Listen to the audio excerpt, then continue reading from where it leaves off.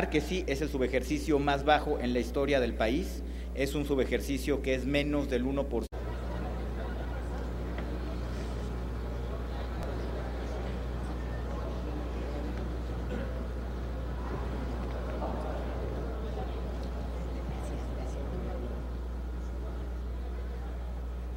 Con su venia, diputado presidente, compañeras y compañeros diputados, señor secretario de la Secretaría de Hacienda y Crédito Público, don Ernesto Cordero Arroyo.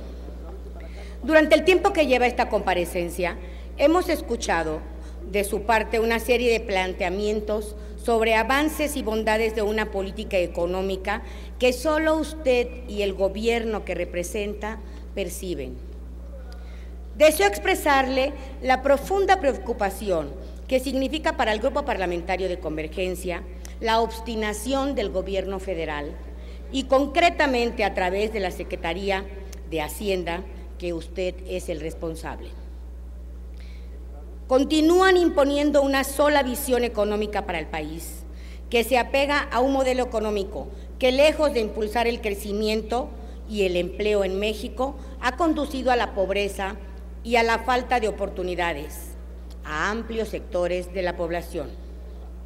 Mientras economías como la de Chile, Brasil, China y la India crecen en un promedio anual entre el 8 y 9%, con una participación activa del Estado en la economía, promoviendo la inversión pública, el empleo y la demanda agregada, así como esquemas fiscales equitativos y progresivos, en nuestro país la situación es totalmente distinta.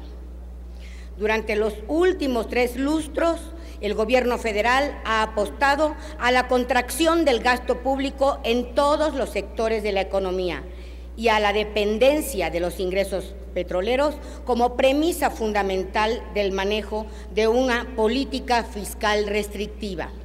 Las estimaciones del Gobierno federal para el año 2011, que plantean un crecimiento del Producto Interno Bruto del 3.8%, una inflación del 3% y el precio del petróleo en $63 por barril, resultan inviables a la luz del manejo inadecuado de la política económica, que no solo gasta mal, sino que mantiene grandes subejercicios y deficientes resultados. El denominado eufemísticamente presupuesto austero, que se presenta para el año 2011, contempla sin ninguna vacilación el incremento en recursos, por ejemplo, para la seguridad pública, en detrimento de los programas sociales, así como los orientados a la generación de empleos y a detonar un verdadero crecimiento económico.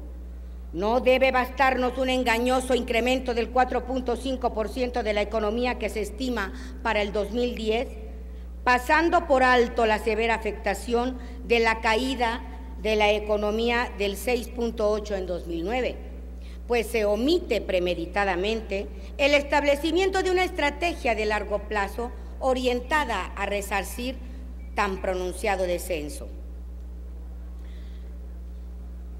En el informe sobre la situación económica, las finanzas públicas y la deuda pública elaborado por la Secretaría de Hacienda y Crédito Público correspondiente al segundo trimestre del presente año, encontramos que en 38 programas destinados a la superación de la pobreza, de un total de 64, no han sido ejercidos cerca del 50% de los montos aprobados.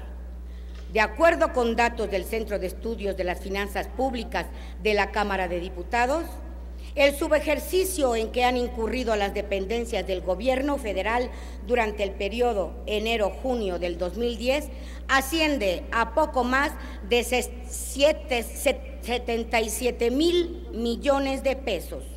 Lo anterior revela que el grado de desinterés por atender oportunamente los enormes requerimientos de los mexicanos en situación de pobreza extrema, un tema que no está en la agenda del Gobierno federal, sino solo a través de pronunciamientos y de actos protocolarios que revisten mediáticamente. Más allá del juego de cifras al que acude cada año el Gobierno federal, conviene preguntarse acerca de las verdaderas razones que impulsan las prácticas de opacidad y discrecionalidad en que ha incurrido hasta ahora, contraviniendo la más elemental rendición de cuentas que debiera caracterizar a un régimen democrático. Convergencia no puede compartir ningún escenario optimista, promovido en oficinas como las del titular de la Secretaría de Hacienda, que simulan haber alcanzado avances cuando el peso de la realidad cuestiona cualquier aseveración contraria.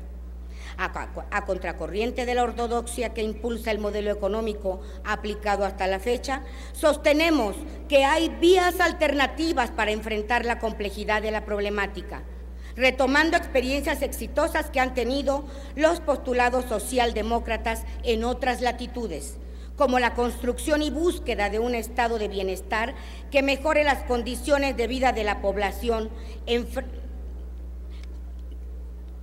y enfrente de manera decidida las causas de la desigualdad. Consideramos que esta es una excelente oportunidad para que nos diga usted cuál es la opinión del Gobierno federal en relación a la propuesta planteada por Convergencia para finalizar con el trato preferencial vía consolidación fiscal que beneficia a cerca de 500,000 de empresas. ¿Cree usted que la propuesta de Convergencia de reducir el IVA, lejos de plantear una pérdida de ingresos tributarios para el sector público sin incluir alimentos ni medicinas, es una iniciativa viable y urgente de instrumentar que incentivaría el consumo y la demanda agregada? Y por último, en el rubro turismo, tenemos también subejercicios que dañan en gran medida al sector y el Ejecutivo no contempla esta actividad como una área prioritaria, pese al enorme ingreso de divisas que significa para el país. Le pregunto, ¿existen criterios que beneficien este año al sector turístico? ¿Cuáles son? Por su atención, muchas gracias.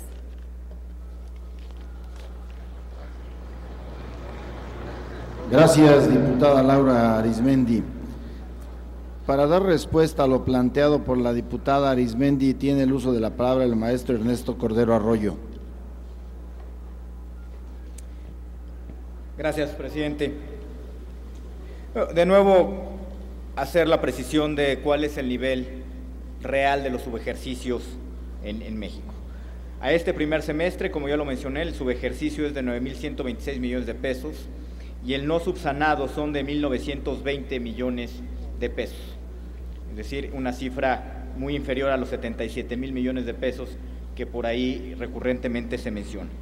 Estos 1,920 millones de pesos, de acuerdo a lo que establece la ley, han sido asignados en programas prioritarios. Y un poco en referencia a alguna participación anterior, cuando se mencionaba de que un subejercicio pues era lo más parecido a un delito, mencionar que estos subejercicios se aplican en programas prioritarios.